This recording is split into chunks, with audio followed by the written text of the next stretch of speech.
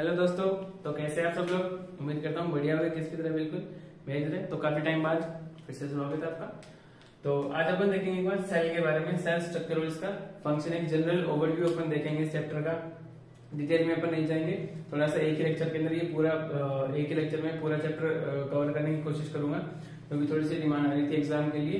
तो general overview देखते हैं। बस ये अपने पास में एक सेल की स्ट्रक्चर है। सबसे पहले स्ट्रक्चर को छोड़ के सबसे पहले अपन बात करते हैं सेल की, कि सेल क्या होता है। तो सेल अपन अगर जनरली एक डेफिनेशन के अंदर बात करें अपन की, तो सेल अपने पास क्या है, स्मॉलेस्ट यूनिट है, smallest structural and functional unit of life. अपने पास में सबसे छोटी इकाई है जिंदगी की दो बूंद नहीं, जिंदगी की एक सेल। तो अपन बोल सकते हैं कि जिंदगी की एक छोटी इकाई, या फिर एक सबसे छोटी इकाई लाइफ की अपन बोल सकते हैं, सेल को बोलेंगे। ठीक है। अब सेल के अंदर क्या होता है, कितनी बड़ी होती है, कितनी छोटी होती है, वो अपन बाद में बात करेंगे। सबसे पहले हम बात करते हैं कि सबसे पहले इसको देखा किसने था, सेल को देखा किसने था, इसकी डिस्कवरी कैसे हुई है। तो जब भी अपन सेल की डिस्कवरी की बात करेंगे तो अपने दिमाग में दो साइंटिस्ट के नाम अपने को आने चाहिए। तो सबसे पहला साइंटिस्ट अपने पास में जाएगा एंटोन वॉन ल्यूवेनहोक।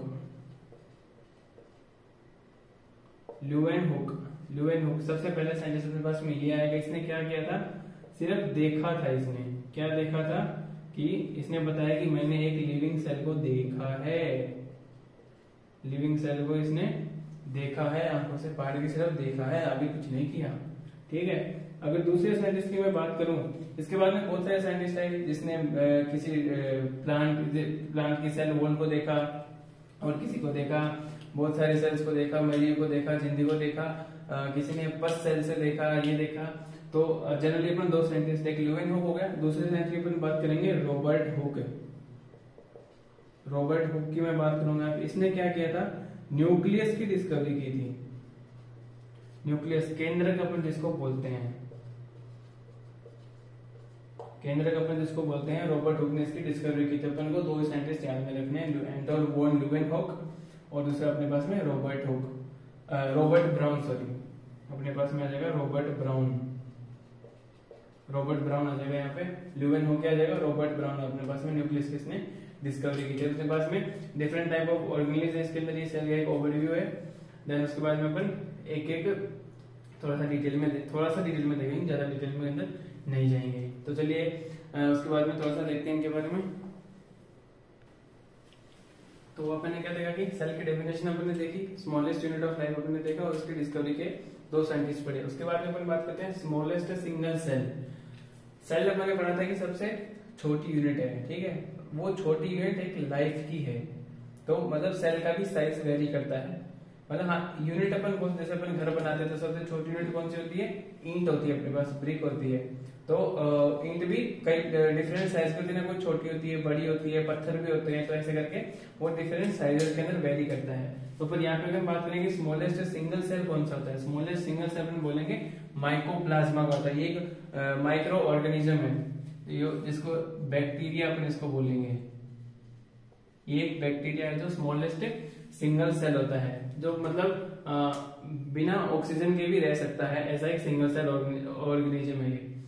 मतलब पूरा ऑर्गेनिज्म में सिंगल सेल नहीं। तो अगर लार्जेस्ट सिंगल सेल की अपन बात करेंगे तो वो हो जाएगा ऑस्ट्रिच का एग, शुतुरमुर्ग का अंडा, जो कि सबसे सिंगल सेल है, लेकिन वो सबसे लार्जेस्ट सिंगल सेल, जिसको अपन नेक्ड आई से अपन सीधा देख सकते हैं, ऐसा सिंगल सेल है वो। तो यहाँ पे अपन स्मॉलेस्ट और लार्ज की बात है। उसके बाद में दो साइंटिस्ट और आते हैं, शिल्डेन एंड स्वान। इन्होंने सेल थ्योरी प्रपोज की थी, इन्होंने अपने दो स्टेटमेंट दिए थे। क्या स्टेटमेंट दिए थे कि जितने भी लिविंग ऑर्गेनिज्म है, जितने भी अपने सांस लेने वाली जो मतलब लिविंग ऑर्गेनिज्म है, वो सभी सेल से बने हुए होंगे। बिना सेल के कोई भी सांस लेने वाला ऑर्गेनिज्म नहीं बनेगा। मतलब all living organisms made of a cell. फिर उसने एक दूसरा पॉइंट अपनी थ्योरी में बोला कि new cell arise from pre existing cell. ठीक है। अब जैसे अपनी बॉडी है, अपनी बॉडी से एक सेल से स्टार्ट हुआ था, कहां से हुआ था, जाइगोट से स्टार्ट हुआ था, और अपन मल्टी सेलुलर बॉडी बनकर बिलियंस ट्रिलियंस ऑफ सेल है। तो इतने सारे सेल कहां से आए, तो मतलब वो पीछे वाले से आए हैं। पीछे वाले से आए मतलब कि जैसे मान लो एक ये सेल है, तो इसका डिवीजन हुआ तो अपने पास में बने दो, फिर दो का डिवीजन हुआ तो अपने पास में एक से बना 2, 2 से बने 4, ऐसे करके मिलियंस बिलियंस ट्रिलियन सेल बनते हैं। मतलब कि जो न्यू सेल बन रहे हैं वो कहां से, इससे बन रहे हैं। ये कहां से बना, इधर से। तो मतलब प्री एग्जीक्यूटिव मतलब पहले वाले सेल से ही बन रहे हैं। उसके बाद अगर मैं एक जनरल ओवर सेल के जनरल आउटर स्ट्रक्चर्स की बात करूं तो सेल में अपन 3 कंपोनेंट पढ़ेंगे आगे। 3 कंपोनेंट कौन कौन से आ जाएंगे, सबसे पहले अपने पास में आउटर वॉल आ जाएगा, ठीक है, आउटर हो जाएगा। देन उसके बाद में मैं बात करूं कि साइटोप्लाज्म जो अपने वहां पे देखा था, क्या देखा था कि ऑर्गेनेली और वॉल्स के बीच में जो स्पेस था, जो उसमें लिक्विड भरा था, द्रव्य भरा था, उसको हम बोलेंगे साइटोप्लाज्म या फिर मैट्रिक्स का नाम अपन ने दिया था। और यहाँ पे एक अपने पास हो जाएगा न्यूक्लियस। न्यूक्लियस मतलब हो जाएगा सेंटर या फिर अपन बोल सकते हैं इसको केंद्रक, ठीक है। तो आउटर, जो आउटर अपने पढ़ा था कि सेल वॉल और सेल मेम्ब्रेन होती है। तो आउटर जो पेरिफेरी होगी वो अपने पास में 2 टाइप की मिलेगी अपने को, एनिमल सेल की अलग होती है, प्लांट सेल की अलग होती है। तो एक अपने को देखने को मिलेगी सेल वॉल, एक अपने को देखने को मिलेगी सेल मेम्ब्रेन, ठीक है। जो आउटर मतलब जो आउटर होगी सबसे, जो प्लांट सेल होगा उसके अंदर दोनों प्रेजेंट होगी, एनिमल सेल के अंदर सिर्फ एक ही प्रेजेंट होगी। लेकिन अपन बात करते हैं सिर्फ आउटर मेम्ब्रेन की। तो आउटर मेम्ब्रेन सेल वॉल किसके अंदर प्रेजेंट होगी, प्लांट सेल के अंदर। और सेल मेम्ब्रेन आउटर किसके अंदर होगी, एनिमल सेल में। एनिमल सेल की अपन यहाँ पे बात करेंगे। जो सेल मेम्ब्रेन वो आउटर सबसे बाहर सेल मेम्ब्रेन किस में प्रेजेंट होगी, एनिमल सेल में। और प्लांट सेल में सबसे बाहर वाली लेयर कौन सी होगी, सेल वॉल। अगर साइटोप्लाज्म की बात करें तो इसके अंदर भी अपने पास में क्या जाएगा, ऑर्गेनेलीज प्रेजेंट होते हैं। ऑर्गेनेली के अंदर कौन कौन से ऑर्गेनेल जो अपन है वहां पे डिफरेंट टाइप्स के ऑर्गेनेल पढ़े थे, कौन सा जाएगा, माइटोकॉन्ड्रिया जाएगा, राइबोसोम आ गया, लाइसोसोम आ गया, फिर उसके बाद में ईआर आ गया, गोल्जी आ गया। तो मतलब बहुत सारी ऑर्गेनेल्स उसके अंदर अपन पढ़ेंगे, इसको वन बाय वन देखेंगे अपन। ऑर्गेनेलिया कहते हैं। उसके बाद में इसके अंदर कंपाउंड्स प्रेजेंट होंगे, कंपाउंड या फिर अपन बोल सकते हैं सोल्यूबल और इनसोल्यूबल कंपाउंड्स इसके अंदर प्रेजेंट होंगे। जैसे कि अपने पास में एंजाइम आ गया, कार्बोहाइड्रेट आ गया, प्रोटीन आ गया, फैट आ गया, रेजिन्स आ गए, टैनिन आ गया। तो डिफरेंट टाइप्स के इसके अंदर कंपोनेंट प्रेजेंट होंगे साइटोप्लाज्म के अंदर। और न्यूक्लियस की तो मैं बात क्या करूं, न्यूक्लियस तो सबसे सेंटर पॉइंट है अपना, सेंटर पॉइंट अपने पास में ये आ गया। तो अपने पास में जनरल ओवरव्यू की बात होगी। अपन क्या पढ़ेंगे, आउटर साइटोप्लाज्म और न्यूक्लियस। आउटर के अंदर सेल वॉल, सेल मेम्ब्रेन, और इसके अंदर ऑर्गेनेली कंपाउंड आ गए, न्यूक्लियस अपने पास में सेंटर आ गया। उसके बाद में अपन वन बाय वन ऑर्गेनेलीज के बारे में देखते हैं। तो अपन ऑर्गेनेल से बात करने से पहले अपन एक बार देख लेते हैं कि जो अपने सेल तो पढ़ लिया। सेल अपने पास में 2 टाइप के सेल होते हैं, प्रोकैरियोटिक सेल और यूकैरियोटिक सेल। यूकैरियोटिक सेल होंगे अपने अंदर जो सेल है, ह्यूमन के अंदर, जो मेमल्स के अंदर जो सेल है उनको अपन बोलेंगे यूकैरियोटिक। प्रोकैरियोटिक सेल होते हैं वो मतलब पीछे की जनरेशन के होते हैं, जो लोअर ऑर्गेनिज्म के अंदर प्रेजेंट होते हैं। जैसे कि अपने पास में बैक्टीरिया आ गया, blue green algae, cyanobacteria, archaebacteria. तो उन सेल को अपन बोलते हैं प्रोकैरियोटिक सेल। इन दोनों के बीच में क्या डिफरेंस होता है वो एक मैंने वीडियो डाल रखी है, तो उसके अंदर आपको पता चल जाएगा इन दोनों का डिफरेंस। उसका लिंक मैं आई बटन के अंदर दे दूंगा, difference between prokaryote and eukaryotic cell. तो उसके बारे में अपन बात करते हैं ऑर्गेनेल्स की। माइटोकॉन्ड्रिया की जनरल ओवरव्यू देख लेते हैं। माइटोकॉन्ड्रिया सबसे पहले किसकी बात आती है, साइंटिस्ट की बात आती है। इसको किसने डिस्कवर किया था, कैसे इसकी कोई ऑर्गेनेल की डिस्कवरी हुई थी। फिर उसके बाद में इसकी स्ट्रक्चर देखेंगे, उसका फंक्शन। देन उसके बाद में बात करेंगे सबसे पहले अपन इसकी डिस्कवरी की। जो पहले साइंटिस्ट आया था, जो दुष्ट आया था, वो था कोलिकर, जो कि आया था 1957 में, ठीक है। अपने दादा से भी पहले आया था, कोलिकर आ गया। कोलिकर ने सिर्फ एक आइडिया दिया था, ऑब्जर्व किया था, ऑब्जर्व किया था कि इसके जैसा कुछ और इसके अंदर कोई ऑर्गेनेली प्रेजेंट है। उसका नहीं तो उसको ये पता था कि ये क्या है क्या नहीं है, उंगली करके चला गया, ठीक है। फिर उसके बाद में उसको उस उंगली की चीज को ढूंढने के लिए आगे के साइंटिस्ट आए। कौन से, अल्टमान साहब आए 1886 के अंदर, जिसने इसको ढूंढा कि ये इसके जो वो भाई साहब करके गए थे उसके जैसा कोई इसके अंदर ऑर्गेनेली प्रेजेंट है, जिसका नाम दिया उसने बायोब्लास्ट। इसको नाम को अपन ध्यान रखेंगे, बायोब्लास्ट अपन इसको नाम दिया था। देन उसके बाद में आया कार्ल कार्ल बेंडा साहब आए, इसके बारे में मान के इसको भी शांति नहीं मिली तो इसने भी उंगली की थोड़ी सी, तो कार्ल बेंडा ने फाइनली इसको नाम दिया था माइटोकॉन्ड्रिया। बायोब्लास्ट का नाम चेंज करके इसने क्या दिया था, माइटोकॉन्ड्रिया इसने नाम दिया था। उसके बाद में क्या होता है कि ये अपन को देख के कि बेलनाकार होती है, सिलेंड्रिकल होती है और होलो होती है अंदर से। ये इसके बीच में कुछ फोल्स प्रेजेंट होते हैं जिसको अपन बोलते हैं क्रिस्टा, जिनके अंदर जो इनका मेन फंक्शन होता है वो इनके अंदर रोल प्ले करता है। डबल मेम्ब्रेन बॉन्ड होती है ये, और दो मेम्ब्रेन के बीच में इनका स्पेस भी होता है जिसको अपन बोलते हैं इंटरसेलुलर इंटरमेम्ब्रेनिक स्पेस अपन यहाँ पे बोलते हैं। होलो खोखला होता है और सिलेंड्रिकल अपन को पता चल गया बेलनाकार होगा। इसका मेन फंक्शन क्या होता है, रेस्पिरेशन करना, मतलब अपने को रेस्पिरेशन करना मतलब एनर्जी देना इसका मेन काम होता है। एटीपी प्रोडक्शन करना, जो एनर्जी होती है वो किसकी फॉर्म के अंदर प्रोड्यूस होती है, एटीपी की फॉर्म के अंदर। अगर एटीपी की हमें पर पूरे फुल फॉर्म गाते हैं तो अपने पास में क्या जाएगा, एडिनोसिन ट्राइफॉस्फेट। एटीपी की फॉर्म के अंदर ये एनर्जी प्रोडक्शन करता है, क्या आ जाएगा, एडिनोसिन ट्राइफॉस्फेट यहाँ पे आ जाएगा। ठीक है, इसी एनर्जी प्रोड्यूस करता है, इसीलिए अपन इसको बोलते हैं पावर हाउस। इसलिए अपन इसको क्या बोलते हैं, power house of the cell हो जाएगा। अब ये क्या काम करता है, जनरली अपन अपना जो ब्लड होता है वो कौन सा कलर का होता है, खून होता है वो लाल कलर का होता है। लाल कलर का क्यों होता है, देखिए क्योंकि उसके अंदर ऑक्सीजन प्रेजेंट होती है। विदाउट ऑक्सीजन ब्लड कैसा होगा, अगर ये एनर्जी प्रोड्यूस करेगा तो मतलब O2 बनेगी, O2 का प्रोडक्शन होगा, O2 का प्रोडक्शन होगा। ठीक है, तो अपने पास एक ब्लड के अंदर अपना एक हीमोग्लोबिन नाम का सब्सटेंस होता है, हीमोग्लोबिन। ठीक है, हीमोग्लोबिन क्या करता है, ऑक्सीजन को कैरी करता है, जो कि एक साथ अपने 4 O2 मॉलिक्यूल को लेके जा सकता है। 4 ऑक्सीजन मॉलिक्यूल को वो लेके जाता है हीमोग्लोबिन की। ठीक है, तो अपना जो ब्लड होता है वो O2 मिलने के बाद में होता है रेड कलर का, उससे पहले का जो ब्लड होता है वो अपने पास में होता है बैंगनी कलर का, बैंगनी, या फिर अपन बोल सकते हैं वॉयलेट कलर। तो अपना ब्लड होता है वो वॉयलेट कलर का होता है, ऑक्सीजन के मिक्स होने के बाद में वो रेड कलर का बनता है। तो यहाँ पे अपने पास माइटोकॉन्ड्रिया का जनरल ओवरव्यू है। उसके बाद में आगे की प्लास्टिड की अपने आगे बात करेंगे यहाँ पे।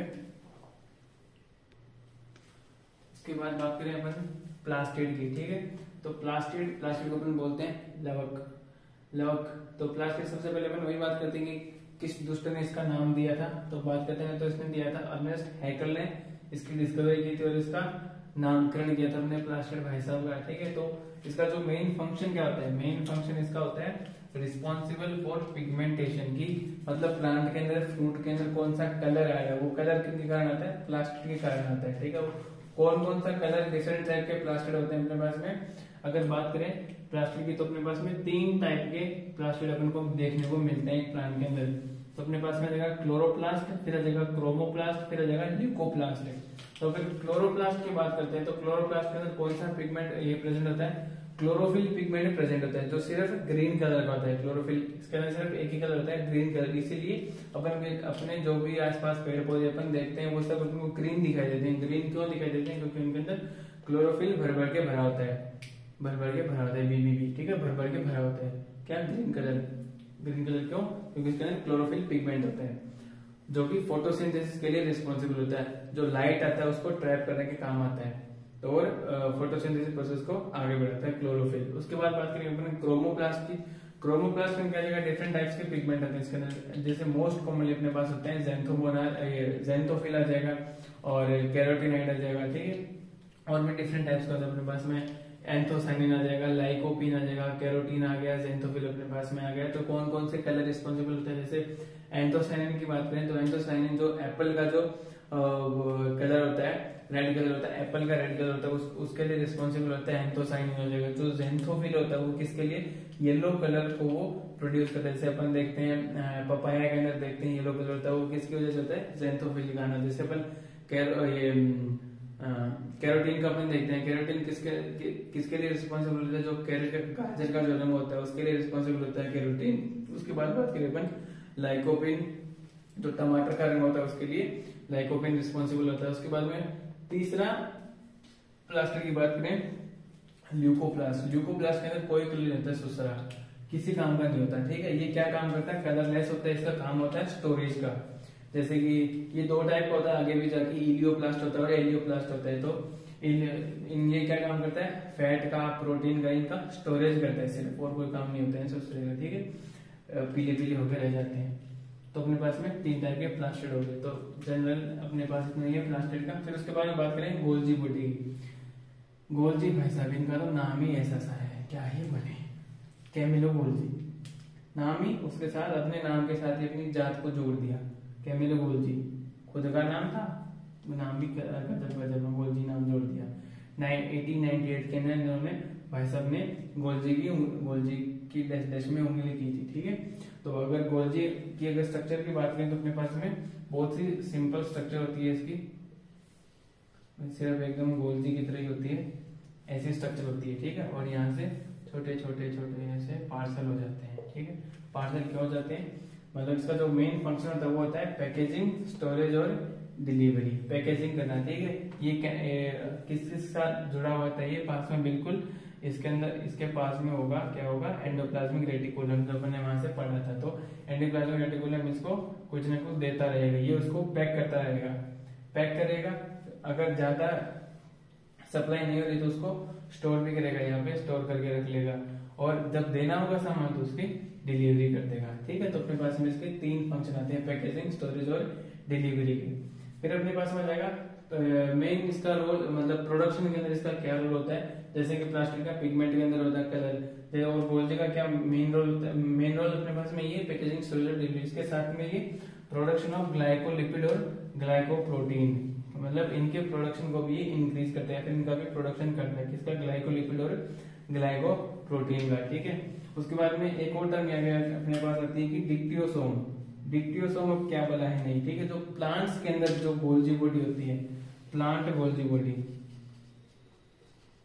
प्लांट की जो गोल्जी बॉडी होती है उसको अपन क्या बोलते हैं, डिक्टियोसोम अपन बोलते हैं। प्लांट की गोल्जी बॉडी को अपन क्या बोलेंगे, डिक्टियोसोम। तो यहाँ पे एक बार 2 ऑर्गेनेल्स और कंप्लीट हो गई है। अब जल्दी से एक और कर लेते हैं, डाइसोसोम, उसके बाद करेंगे राइबोसोम, फिर उसके बाद में न्यूक्लियस बचेगा एक। कि भाई बोला था अभी क्या बात करेंगे, राइबोसोम और लाइसोसोम। आगे राइबोसोम, सबसे पहले भाई किसने उंगली की थी, किसने उंगली की थी, जॉर्ज पैलाडे भाई साहब ने इसकी उंगली की थी। किस 1953 के अंदर उन्होंने डिस्कवरी की थी राइबोसोम की, जॉर्ज पैलाडे ने, ठीक है। तो राइबोसोम क्या होता है, किससे बना होता है, राइबोसोम जो मेन फंक्शन होता है राइबोसोम वो क्या होता है, प्रोटीन का सिंथेसिस करना। किसका सिंथेसिस करना अपने पास आ जाएगा, प्रोटीन सिंथेसिस, प्रोटीन सिंथेसिस का काम होता है राइबोसोम का, ठीक है। ये किससे बना होता है, आरएनए और प्रोटीन से बना हुआ होता है, ठीक है। जो कि कौन इसको बनाता है, न्यूक्लियस बनाता है, न्यूक्लियस। न्यूक्लियस के बाद क्या होता है अपने पास में, एंडोप्लाज्मिक रेटिकुलम। जहां स्टार्टिंग में यहाँ ग्रुप मैंने न्यूक्लियस के बाहर का एंडोप्लाज्मिक रेटिकुलम लगा रखा था। एंडोप्लाज्मिक रेटिकुलम अपने पास में 2 पार्ट थे, आरईआर और एसईआर, रफ एंडोप्लाज्मिक रेटिकुलम और स्मूथ एंडोप्लाज्मिक रेटिकुलम। जो रफ था तो वहां पे डॉट लगाए हुए थे, वो डॉट और कुछ नहीं बल्कि क्या थे, राइबोसोम थे। उसी की वजह से वो जो सरफेस होती है वो रफ हो जाती है। फिर एक अपने पास में इसके अंदर मेम्ब्रेन एब्सेंट होती है, ठीक है। कोई भी मेम्ब्रेन इसके अंदर प्रेजेंट नहीं होगी, ये नेक्ड होता है, ठीक है।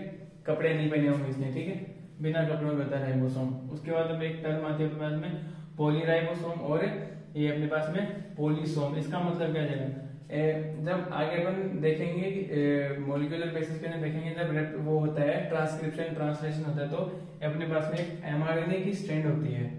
ये अपने पास में क्या जाएगा, एमआरएनए होता है, ठीक है। इसके अंदर क्या होता है, बहुत सारे जो राइबोसोम्स है वो एक जगह पे आ जाते हैं, एक जगह पे एक, या फिर अपने पास में बोल सकते हैं कि एक स्टैंड पे आ जाते हैं बहुत मोर देन 1 राइबोसोम्स, ठीक है। तो अपन इसको क्या बोलेंगे, इस स्ट्रक्चर को, या फिर जहां बहुत सारे राइबोसोम एक जगह पे इकट्ठे हो जाएंगे उसको अपन बोलेंगे पॉलीसोम, या फिर उसको बोलेंगे पॉलीराइबोसोम। पॉली का मतलब क्या होता है, मोर देन 1, ठीक है। तो पॉलीराइबोसोम मतलब एक से ज्यादा राइबोसोम वहां पे प्रेजेंट है, तो अपन उसको क्या बोलेंगे, पॉलीराइबोसोम अपन बोलेंगे, ठीक है। उसके बाद में राइबोसोम 2 टाइप के अपने पास यहाँ पे आते हैं। एक आता है अपने पास में 70S राइबोसोम, एक आता है अपने पास में 70S राइबोसोम, ठीक है।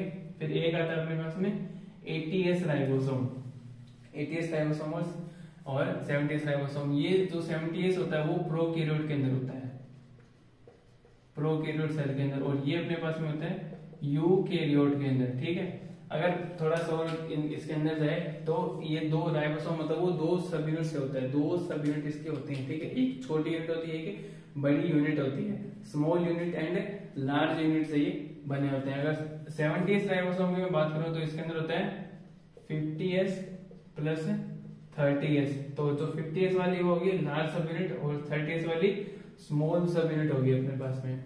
और अगर मैं बात करूं 80s की तो यहाँ पे अपने पास होगा एक 60s, एक होगा अपने पास में 40s। ठीक है, जो 60s होगा वो अपने पास में लार्ज सब यूनिट और 60s लार्ज सब यूनिट और 40s स्मॉल सब यूनिट होगा। ठीक है, तो यहाँ पे इसको ऐड करने के लिए मतलब बैठ जाना कि 50 प्लस 30 तो 80 होता है, तो ये तो लार्ज यूकैरियोट में होना चाहिए था। तो और 40 प्लस 60 तो 100 होता है, तो कहीं आ ही नहीं रहा, तो ऐसा नहीं है। ठीक है, ये सब यूनिट के ये इनके जो सेवेनबर्ग डेंसिटी कोफिशिएंट है उनके बेसिस पे निकाला गया है, इनका एडिशन से यहाँ पे कोई मतलब नहीं है। ठीक है, तो प्रोकैरियोट के अंदर 70s, उसकी दो सब यूनिट 50 प्लस 30, यूकैरियोट के अंदर 80s 60 प्लस 40 होगा। ठीक है, तो यहाँ पे राइबोसोम अपन खत्म करते हैं। फिर अपने पास में जाएगा लाइसोसोम। लाइसोसोम क्या देगा भाई, सबसे पहले किसने उंगली दी थी, C2DVA। C2DVA नाम ही पता नहीं मैम आपने क्या सोच के रखा है, C2DVA आ गया।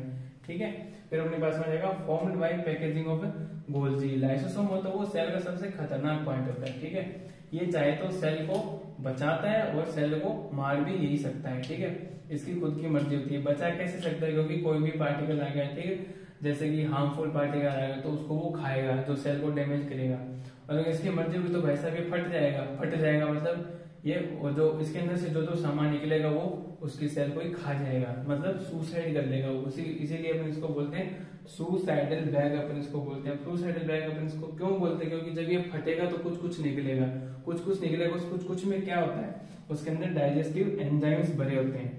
डाइजेस्टिव एंजाइम कौन सा है, जैसे प्रोटीन हो गया, लाइपेज होगा, कार्बोहाइड्रेट। जो प्रोटीन एंजाइम होगा वो प्रोटीन को खा जाएगा, लाइपेज होगा वो लिपिड को खा जाएगा, कार्बोहाइड्रेट होगा वो फैट को खा जाएगा, कार्बोहाइड्रेट को खा जाएगा, तो बचेगा ही कुछ नहीं, तो सेल वैसे ही मर जाएगी।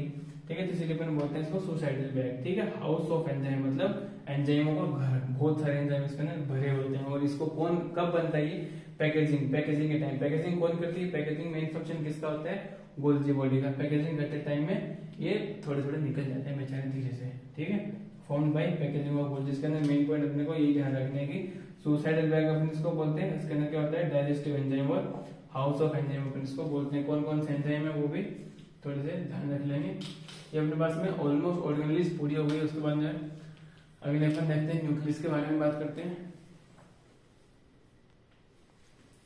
तो बात करते हैं अपने सारे के लास्ट टॉपिक के बारे में, न्यूक्लियस के बारे में। तो अपन चलेंगे बाहर से अंदर की ओर। सबसे पहले अपन देखें तो क्या रहेगा, सबसे पहले बाहर कपड़े आएंगे। कपड़े क्या हो जाएगा, न्यूक्लियर मेम्ब्रेन। ठीक है, न्यूक्लियस ये अपने पास में सेल है, अंदर अपने पास में न्यूक्लियस आ गया। ठीक है, तो इसने दो कपड़े पहने होंगे, मतलब कि डबल लेयर होगा, आउटर लेयर और इनर लेयर होगा अपने पास में। ठीक है, डबल मेम्ब्रेन बाउंड होगा, इनर लेयर होगा और आउटर लेयर होगा। जो इनर लेयर होगा, ठीक है, वो किसके साथ अटैच होगा, अंदर जेनेटिक मटेरियल हो गया, फिर उनको प्रोटेक्शन करेगा।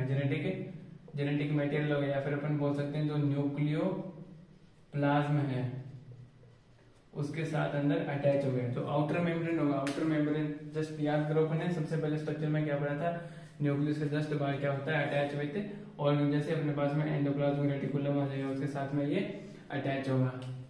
या फिर सेल का साइटोप्लाज्म है उसके साथ में ये अटैच होगा, एक्सचेंज करेगा। ठीक है, तो अपने पास में और इसके साथ में अपने पास एक चीज और आती है, न्यूक्लियर पोर। पोर का मतलब हो जाएगा अपने पास में खड्डा, या फिर अपन बोलते हैं छेद। ठीक है, तो अपने पास में यहाँ पे शो किया है कि ये अपने पास में न्यूक्लियर पोर है। ठीक है, न्यूक्लियर पोर जिसके जो अंदर का मटेरियल है वो बाहर जा सकता है, बाहर का अंदर आ सकता है। ठीक है, इसके लिए मतलब गेट है। ठीक है, न्यूक्लियर पोर अपन गेट को भी यहाँ पे बोल सकते हैं। इनर आउटर लेयर हो गया और न्यूक्लियर पोर यहाँ पे हो गया। उसके बाद में बात करेंगे न्यूक्लियोप्लाज्म की। ठीक है, न्यूक्लियोप्लाज्म कहता है, जैसे कि अपन ने पढ़ा था कि सेल के अंदर क्या होता है, साइटोप्लाज्म या फिर मैट्रिक्स। उसी प्रकार से जो इसका न्यूक्लियस का जो लिक्विड पार्ट होता है उसको अपन बोलते हैं न्यूक्लियोप्लाज्म, जो कि कैसा होता है, ट्रांसपेरेंट होता है। ट्रांसपेरेंट होता है अपने पास में। ठीक है, ज्यादा कुछ इसके अंदर है नहीं बोलने वाले, क्योंकि इसके बारे में अपन क्या बोल सकते हैं, साइटोप्लाज्म क्या है, एक लिक्विड पार्ट है। तो ये अपने पास में क्या जाएगा, लिक्विड पार्ट हो जाएगा किसका, न्यूक्लियस का, लिक्विड पार्ट ऑफ न्यूक्लियस, ठीक है, जो कि ट्रांसपेरेंट होता है। देन उसके बाद बात करेंगे न्यूक्लियोप्लाज्म, ठीक है। बात करेंगे न्यूक्लियोलस की। न्यूक्लियोलस क्या होता है, ठीक है, एक डेंस बोल सकते हैं अपन, डेंस लिक्विड होती है, थोड़ी सी डेंस लिक्विड, जैसे पानी होता है, और एक अपन बात करते हैं कि चीनी का पानी होता है, ठीक है। तो चीनी का पानी क्या होता है, ट्रांसपेरेंट नहीं होता, वो थोड़ा सा गाढ़ा भी होता है, गाढ़ा को बोल सकते हैं डेंस लिक्विड, ठीक है। तो इसके अंदर थोड़ा सा अलग पोर्शन होता है जो अपन को दूर से दिख जाता है कि हाँ ये थोड़ा सा इसमें से अलग दिख रहा है, जो न्यूक्लियोप्लाज्म है वहां से अलग दिख जाता है, गाढ़ा होता है, जिसको अपन डेंस लिक्विड अपन न्यूक्लियोलस बोलते हैं, ठीक है। इसका जो मेन फंक्शन होता है वो अपने पास में क्या होता है, राइबोसोम्स का, या फिर अपन जो होती है आरएनए की फैक्ट्री अपन बोल सकते हैं इसको, आरएनए फैक्ट्री, ठीक है। आरएनए से आगे जाकर क्या बनता है, प्रोटीन सिंथेसिस होता है, ठीक है। सेंट्रोडोग्मा, डीएनए ट्रांसलेशन आगे बढ़ेंगे अपन, ठीक है।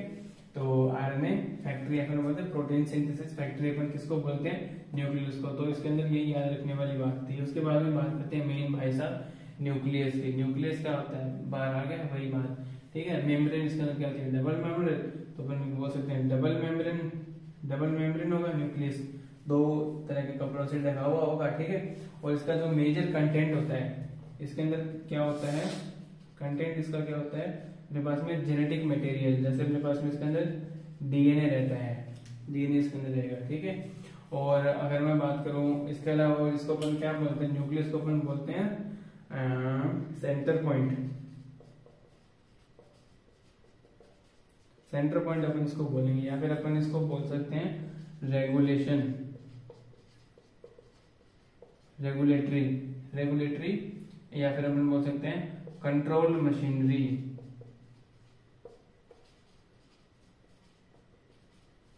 मतलब कि सेल में जो भी फंक्शन हो रहा है, जो भी रिएक्शन हो रही है, वो सारा किसके कंट्रोल के अंदर होगा, न्यूक्लियस के कंट्रोल के अंदर होगा। न्यूक्लियस में अभी जो कौन कंट्रोल करेगा, डीएनए, डीएनए के अंदर भी कौन कंट्रोल करेगा, इसके जीन्स होते हैं, ठीक है।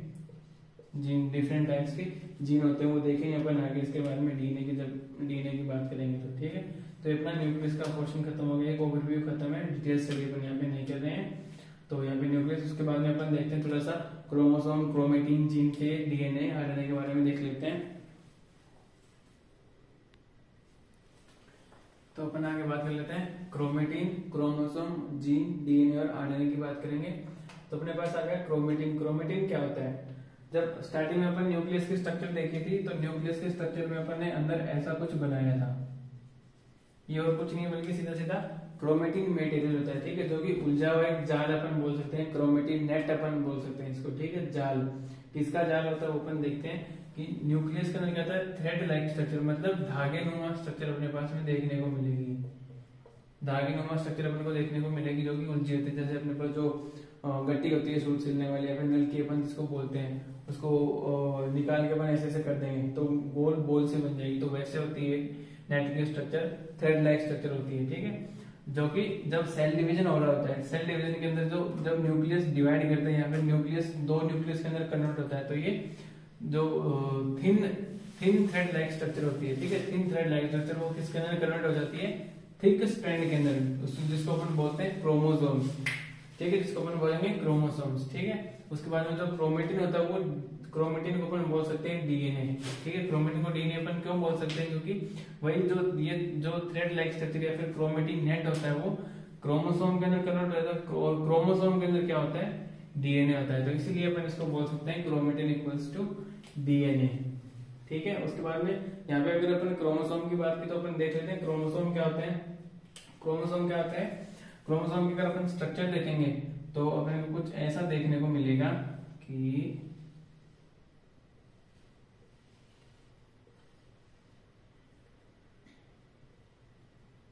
यहाँ पे अपने पास में इसकी दो छोटी छोटी पंखुड़ियां देंगी, बड़ी बड़ी होगी ना, छोटी छोटी हो गई ना, कोई दिक्कत नहीं है, ठीक है। उसके बाद ये ऐसा कुछ अपन को क्रोमोसोम का इंटरफेस देखने को मिलता है, ठीक है। अब ये क्या क्या होता है, तो इसके अंदर क्या होता है, अपने पास में क्रोमेटिन मटेरियल होता है, या फिर क्रोमोसोम अपन इसको बोल सकते हैं, ठीक है।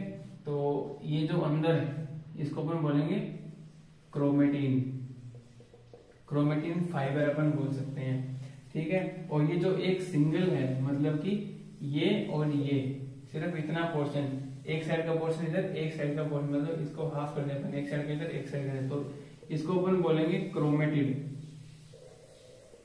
क्रोमेटिड अपन बोलेंगे, मतलब क्रोमोसोम का हाफ एरिया अपन क्या बोलेंगे, क्रोमेटिड बोलेंगे, ठीक है। और ये जो सेंटर पॉइंट जिससे ये अटैच है इसको अपन बोलेंगे काइनेटोकोर, काइनेटोकोर अपन इसको बोलेंगे। और जो क्रोमेटिड होता है इसकी कवरिंग को अपन बोलेंगे, कवरिंग को अपन क्या बोलेंगे, पेलिकल, पेलिकल यहाँ पे अपन बोलेंगे, ठीक है। ये जो थ्रेड लाइक स्ट्रक्चर होती है इसी को अपन बोलेंगे क्रोमेटिन मटेरियल, फिर जो आगे जाके क्या बनाएगा, डीएनए बनाएगा। फिर जो क्रोमोसोम होता है वो किससे बना होता है, डीएनए और हिस्टोन प्रोटीन होता है, ठीक है। डीएनए अपने पास आ गया, क्रोमेटिन, क्रोमेटिन इक्वल में क्या लिखा है, डीएनए। अब ये हिस्टोन प्रोटीन क्या होता है, हिस्टोन प्रोटीन होता है वो एक बेसिक प्रोटीन होता है, बेसिक मतलब क्षारीय, मतलब जब क्षारीय प्रोटीन होता है, ठीक है। जो अगर अपन डीएनए की अगर स्ट्रक्चर देखें, डीएनए कैसे पैक होता है एक सेल के अंदर, तो ऐसे जैसे ये डीएनए, फिर अपने पास में एक ऐसे गांठ आती है, फिर गांठ आती है, फिर जाएंगे फिर गांठ आती है, फिर गांठ आती है, ठीक है। जो ये ट्यूमर्स बने होते हैं अपन को गांठ से दिखाई देती है, उसी को अपन बोलते हैं हिस्टोन प्रोटीन या फिर हिस्टोन ऑप्टामर अपन इसको बोलते हैं, ठीक है। जो कि बेसिक होता है नेचर के अंदर, क्षारीय होता है, ठीक है। फिर उसके बाद में क्रोमोसोम, जितने भी यूकेरियोट ऑर्गेनिज्म है उनके अंदर एक फिक्स नंबर ऑफ क्रोमोसोम होता है जिसको अपन 2n से डिनोट करते हैं। 2n का मतलब यहाँ पे हो जाएगा डिप्लॉइड सेल या फिर डिप्लॉइड ऑर्गेनिज्म को अपन किससे डिनोट करेंगे, 2n से करेंगे यहाँ पे, ठीक है। जैसे अपन एग्जांपल लेते हैं ह्यूमन बींग्स का, अपना खुद का ले लें, तो अपने अंदर एक फिक्स नंबर ऑफ क्रोमोसोम है, कितना होता है, 46 होता है। 46 मतलब अपनी एक डिप्लॉइड सेल के अंदर 46 क्रोमोसोम प्रेजेंट होंगे, 46 क्रोमोसोम, ठीक है। अगर हैप्लॉइड की बात करें, अगर इसको ये 2n बराबर 46, अगर अपन यहाँ पे n की वैल्यू निकालें तो क्या आ जाएगा, 46 बटा 2 बराबर आ जाएगा 23, मतलब कि 23 पेयर्स होते हैं, फिर मतलब 23 जोड़े होते हैं, 23 जोड़े 23 पेयर्स अपने पास आ जाएंगे, इतने अपने पास क्रोमोसोम का नंबर होता है, कितना 46 आ जाएगा, ठीक है। अगर अपन 23 को आकर यहाँ पे डिवाइड करते हैं 22 प्लस 1 के अंदर, ऐसे ही होता है, ठीक है, डिवाइड कर देंगे नहीं, ऐसा ही होता है, ठीक है। 22 प्लस 1, अब जो ये 22 अपने पास है, 22 पेयर्स ऑफ अपने पास में है, ये होते हैं ऑटोसोमल क्रोमोसोम, ऑटोसोमल क्रोमोसोम होते हैं। और जो ये अपने पास में 1 होता है इसको अपन बोलते हैं एलोसोम, एलोसोम या फिर अपन इसको बोल सकते हैं सेक्स क्रोमोसोम, अपन इसको बोलते हैं, ठीक है। सेक्स क्रोमोसोम जो कि डिसाइड करता है कि आगे वाली प्रोजेनी के अंदर मेल बनेगा या फीमेल बनेगा, ठीक है। ये जो 1 होता है इसी के बेस पे एक्स और वाई बना होता है। अगर इसको एक साइड से और अपन लिख सकते हैं कि जैसे 22 प्लस एक्स एक्स, फिर आ जाएगा 22 प्लस एक्स वाई, ठीक है। अब जो एक्स एक्स वाला है वो क्या होगा, मेल होगा कि फीमेल होगा, एक्स एक्स वाला कौन होता है, फीमेल होती है, ठीक है। और एक्स वाई वाला कौन होता है, मेल होता है, ठीक है। तो अपने पास में इतना देखने को मिलता है। तो क्रोमोसोम का जो मेन फंक्शन क्या होता है, इंफॉर्मेशन को, कौन सी इंफॉर्मेशन, जेनेटिक इंफॉर्मेशन को ट्रांसफर करना, जेनेटिक इंफॉर्मेशन को ट्रांसफर करना एक जनरेशन से दूसरे जनरेशन तक, मतलब पेरेंट्स से उनके प्रोजेनी तक उनको ट्रांसफर करना होता है। तो अपने पास में ये समझ आया, एलोसोम और ऑटोसोम 22 प्लस 1, ठीक है। यहाँ पे अपने पास में क्रोमेटिन और क्रोमोसोम की बात खत्म हो गई। अब छोटा सा टॉपिक और बचा है, जीन, डीएनए और आरएनए, वो भी देख लेते हैं। बात कर लेते हैं यहाँ पे जीन की। जीन क्या होता है, एक पहले बताया था मैंने आपको कि जीन के बारे में अपन डिस्कस करेंगे, क्रोमेटिन फिर क्रोमोसोम फिर जीन आ गया, ठीक है। जीन की बात करें तो जीन क्या होता है, यूनिट ऑफ हेरिडिटी, मतलब हेरिडिटी को हिंदी में बोले तो अनुवांशिकता, ठीक है। अनुवांशिकता की एक इकाई जिसको अपन क्या बोलते हैं, जीन बोलते हैं, ठीक है। तो पार्ट ऑफ डीएनए, ठीक है, डीएनए का ही एक पार्ट होता है जीन। डीएनए होता है उसके डिफरेंट बहुत सारी जीन्स होती है कि एक सेल के अंदर, या फिर बोल सकते हैं डीएनए जितने डीएनए की लेंथ होती है उसके अंदर मतलब अब बताएंगे आगे कितनी जीन्स होती है, मतलब बहुत सारी डिफरेंट टाइप की जीन होती है। वो हर एक जीन का एक अपना अलग फंक्शन होता है, कोई प्रोटीन सिंथेसिस करती है, कोई कार्बन उसके मेटाबॉलिज्म को मैनेज करती है, कोई किसी को मैनेज करती है, मतलब अलग अलग इसका स्पेशल काम करता है, हर एक जीन स्पेशल काम करती है अपना। उसके बाद में जो यूकेरियोट्स के अंदर जो जीन प्रेजेंट होती है वो जेनेटिक मटेरियल के अंदर प्रेजेंट होगी, ऑब्वियस बात है। तो यूकेरियोट के अंदर जो जेनेटिक मटेरियल होता है वो कौन आता है, डीएनए। तो यूकेरियोट में जो जीन होती है वो किसमें प्रेजेंट होगी, डीएनए के अंदर। सब वायरसेस की अपन बात करें, वायरस के अंदर जेनेटिक मटेरियल वो डीएनए भी होता है, आरएनए भी हो सकता है, और दोनों एक साथ भी आ सकते हैं। तो इसलिए अपन बोल सकते हैं कि सम वायरसेस के अंदर जो जीन होगी वो किसमें प्रेजेंट होगी, डीएनए एंड आरएनए के अंदर होगा। ठीक है, फिर बात करें कि एचजीपी, ये एचजीपी क्या है। ठीक है, एचजीपी अपन बात करें तो अपने पास में इसका नाम आ जाएगा human genome project. According to human genome project, एक ह्यूमन के डीएनए के अंदर लगभग 30,000 जीन्स पाई जाती है। ठीक है, 30,000 जीन पाई जाती है जो कि work with the help of enzyme. जो जीन्स होती है वो एक अपना स्पेशल काम करती है, जैसा कि पहले कहते हैं ईच जीनों का एक अलग काम होता है, वो किसकी हेल्प से करती है, किसके हेल्प की मदद से करती है। तो वो हर एक जीन का अलग एक एंजाइम होता है, जैसे फैट मेटाबॉलिज्म होगा, कार्बोहाइड्रेट मेटाबॉलिज्म होगा, या फिर कुछ भी हो, वो अपना एक अलग एंजाइम की हेल्प से वो परफॉर्म करेगी। ठीक है, तो अपने पास में ये जीन का हुआ। उसके बाद एक लास्ट टॉपिक बचा छोटा सा, डीएनए आरएनए के बारे में देख लेते हैं। तो देख लेते हैं लास्ट के अंदर डीएनए और आरएनए जो कि न्यूक्लियस के अंदर भर भर के भरे होते हैं। ठीक है, बीबीबी भर भर के भरे होते हैं। तो अपन बोल सकते हैं डीएनए, डीएनए का फुल फॉर्म सबसे पहले अपन पढ़ेंगे डीऑक्सीराइबो न्यूक्लिक एसिड। ठीक है, डीऑक्सीराइबो न्यूक्लिक एसिड आ जाएगा, मेजरली फाउंड इन न्यूक्लियस, जो कि पहले बताया कि न्यूक्लियस के अंदर भर भर के भरे होते हैं। तो मेजरली फाउंड किसके अंदर होता है, न्यूक्लियस के अंदर। न्यूक्लियस के अलावा वो दो और ऐसी ऑर्गेनेल्स के अंदर प्रेजेंट होता है। ठीक है, कौन से, जैसे कि माइटोकॉन्ड्रिया और क्लोरोप्लास्ट, सिर्फ ये दो ही ऑर्गेनेल जिसके अंदर होती है, ऐसी ऑर्गेनेल जिसके अंदर होती है, ऐसी organelle majorly found in nucleus, उसके साथ में माइटोकॉन्ड्रिया और क्लोरोप्लास्ट, ये दो ऑर्गेनेल ऐसे होते हैं जिनके अंदर डीएनए प्रेजेंट होता है कुछ अमाउंट के अंदर। ठीक है, सर्कुलर फॉर्म के अंदर, जैसे अगर नॉर्मल डीएनए की बात करें तो वो लीनियर फॉर्म के अंदर रहता है। ठीक है, कोई इनके अंदर सर्कुलर फॉर्म के अंदर सर्कुलर डीएनए प्रेजेंट होता है। और मेजर हेरिडिटी मटेरियल, मतलब कि आनुवंशिकता की सबसे छोटी गए तो मैंने क्या देखी थी, वो जीन देखी थी। ठीक है, यूनिट ऑफ हेरिडिटी। और यहाँ पे मेजरली मतलब जो मेजर इंफॉर्मेशन ट्रांसफर होती है पेरेंट्स से लेकर के प्रोजेनिटर तक। ठीक है, तो किसके थ्रू होती है, डीएनए के थ्रू होती है, मेड अप ऑफ न्यूक्लियोटाइड्स। ठीक है, अब न्यूक्लियोटाइड क्या होता है, देखिए दो टर्म होती है, एक होती है अपने पास में न्यूक्लियोसाइड, न्यूक्लियोटाइड और न्यूक्लियोसाइड। ठीक है, जो न्यूक्लियो ये अपने पास में साइड होता है, न्यूक्लियोसाइड किससे बना होता है, न्यूक्लियोसाइड बना होता है नाइट्रोजनस बेस प्लस, ये अपने पास में क्या जाएगा, शुगर। ये दो compound nitrogenous base plus sugar से बना होता है न्यूक्लियोसाइड। और जो न्यूक्लियोटाइड होता है वो अपने पास में होता है नाइट्रोजनस बेस प्लस के अंदर शुगर प्लस के अंदर फॉस्फोरिक एसिड, ये अपन बोल सकते हैं फॉस्फेट। ठीक है, तो इन तीनों का जो कॉम्बिनेशन वो अपन बोल सकते हैं न्यूक्लियोटाइड, और जो दो का कॉम्बिनेशन उसको अपन बोल सकते हैं न्यूक्लियोसाइड। ठीक है, अब डीएनए के यहाँ पे इसको अपन तीन पार्ट के अंदर डिवाइड करते हैं कि किस किस से बना होता है। तो नाइट्रोजनस बेस, जैसे कि अपन यहाँ पे बात किया, नाइट्रोजनस बेस जिसके अंदर नाइट्रोजन कंटेंट होता है, जिसमें नाइट्रोजन प्रेजेंट होता है। ये दो टाइप के बेस होते हैं, एक तो अपने पास में आ जाएगा प्यूरिन, दूसरा आ जाएगा पिरिमिडिन। प्यूरिन और पिरिमिडिन आ जाएगा। तो प्यूरिन के अपने पास में दो रहते हैं, प्यूरिन के अपने पास में एक आता है एडिनिन और दूसरा अपने पास में आता है गुआनिन, एडिनिन और गुआनिन। तो ये दो नाइट्रोजनस बेस प्यूरिन के अंदर में आएंगे। पिरिमिडिन के अंदर तीन आएंगे, तो अपने पास में आ जाएगा साइटोसिन, दूसरा आ जाएगा यूरेसिल, तीसरा आ जाएगा अपने पास में थायमीन। इसके अंदर ध्यान क्या रखना, यूरेसिल होता है, यूरेसिल डीएनए के अंदर नहीं होता, यूरेसिल किसके अंदर, आरएनए के अंदर प्रेजेंट होता है। ठीक है, डीएनए के अंदर एडेनिन, गुआनिन, साइटोसिन और थायमीन प्रेजेंट होता है। ठीक है, और डीएनए के अंदर अपने पास में क्या होगा, एडेनिन, गुआनिन, साइटोसिन और थायमीन। यूरेसिल थायमीन की जगह क्या प्रेजेंट होगा, यूरेसिल होगा। देन उसके बाद में बात करते हैं शुगर की। तो इसके बाद में अपने पास में डीऑक्सीराइबोज शुगर है। यहाँ पे डीऑक्सीराइबोज शुगर दो टाइप की होती है, डीऑक्सीराइबोज और एक राइबोज शुगर, जो कि आरएनए के अंदर कौन सी प्रेजेंट होती है, राइबोज शुगर इसके अंदर प्रेजेंट होती है। तो डीऑक्सीराइबोज शुगर किसके अंदर होती है, डीएनए के अंदर होती है।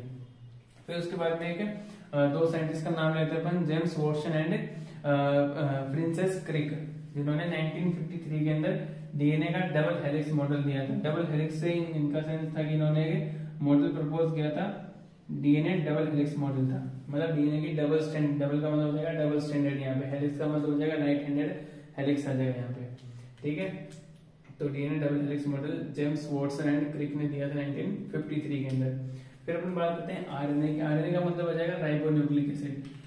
मेन फंक्शन का क्या होता है, प्रोटीन सिंथेसिस। प्रोटीन सिंथेसिस पहले अपन ने काम था न्यूक्लियोलस, न्यूक्लियस के अंदर आरएनए बनता है, आरएनए से क्या बनता है, फिर प्रोटीन बनता है। फिर non heredity material except some viruses, वैसे लास्ट टाइम अपन ने बात किया था कि यूकेरियोट के हेरिडिटी मेजरली कहां से जाती है, डीएनए में जाती है यूकेरियोट्स की, और कुछ वायरसेस की होती है वो डीएनए आरएनए दोनों के अंदर होता है। तो नॉन हेरिडिटी मतलब अनुवांशिकता आगे इसमें नहीं जाने वाला मटेरियल होता है आरएनए, ठीक है। लेकिन कुछ वायरसेस के अंदर जेनेटिक मटेरियल आरएनए होता है, उसके अंदर ट्रांसफर होता है। फिर अगर आरएनए की बात करें तो अपने पास में 3 टाइप के आरएनए आते हैं, एमआरएनए, टीआरएनए और आरएनए। यहाँ पे एमआरएनए का मतलब हो जाएगा मैसेंजर आरएनए। मैसेंजर मतलब हो जाएगा अपन जो फेसबुक यूज करते थे, मैसेंजर क्या मैसेज को सेंड करने के लिए, इन्फॉर्मेशन को ट्रांसफर करने के लिए, तो वही आ जाएगा मेरे पास में, आ जाएगा ट्रांसफर मैसेज। मतलब कहां से करेगा, न्यूक्लियस से साइटोप्लाज्म में, ठीक है। जैसे कि अपन को ये रिएक्शन अब यहाँ पे कंडक्ट करवानी है, तो कंट्रोलिंग सेंटर तो अपने पास में न्यूक्लियस ही होता है, ठीक है। तो वो उसको ऑर्डर करेगा कि ये रिएक्शन अपन को परफॉर्म करनी है, तो वो क्या करेगा, वो उसके अंदर लिख के भेज देगा और उसको लेके चला जाएगा, बाहर लेके चला जाएगा। कहां से, न्यूक्लियर पोर्ट से, गेट अपन ने पढ़े थे, ठीक है।